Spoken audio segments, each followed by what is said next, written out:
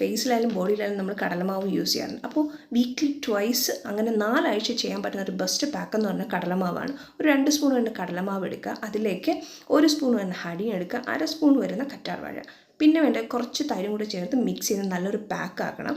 ആക്കിയതിന് ശേഷം ആ ഒരു കണ്ടീഷനിൽ നമ്മളൊരു വൈറ്റമിൻ ഇ ക്യാപ്സ്യൂളൂടെ ആഡ് ചെയ്യുക.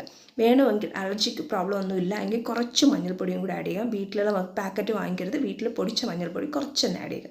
ഇത് നിങ്ങളൊരു 15 to 20 മിനിറ്റ്സ്, നല്ല ഡ്രൈ സ്കിൻ ആണെങ്കിൽ 15 മിനിറ്റ്സ് ഒന്നും ഇട്ടേക്കാൻ പറ്റില്ല. അത് കൂടുതലാവുന്ന ടൈമിൽ നമ്മുടെ ഫേസ് വലിഞ്ഞു മുറുകുന്ന സ്റ്റേജ് ആകും.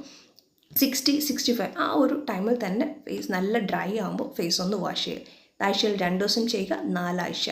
ഡ്രൈ സ്കിന്നുകാർക്ക് പെട്ടെന്ന് റിസൾട്ട് ചെയ്യുന്ന സാധനമാണ്, മോയ്സ്ചറൈസിങ് എഫക്റ്റ് കൂടിയ സാധനമാണ് നമ്മുടെ കറ്റാർവാഴയും അതുപോലെ ഹണിയും. പിന്നെ ഏത് പ്രോഡക്റ്റ് യൂസ് ചെയ്യണം ഫസ്റ്റ് ഒന്ന് പാസ്റ്റേഴ്സ് ചെയ്ത് നോക്കുക. പാസ്റ്റേഴ്സ് എന്ന് പറയുമ്പോൾ ഈ ഒരു പൊസിഷനിൽ ചെയ്ത് നോക്കുക.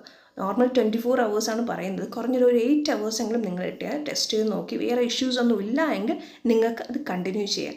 അപ്പോൾ ഇതൊന്ന് ട്രൈ ചെയ്ത് നോക്കിയാൽ നല്ല റിസൾട്ട് കിട്ടുന്ന ബെസ്റ്റ് പ്രോഡക്റ്റാണ് കേട്ടോ.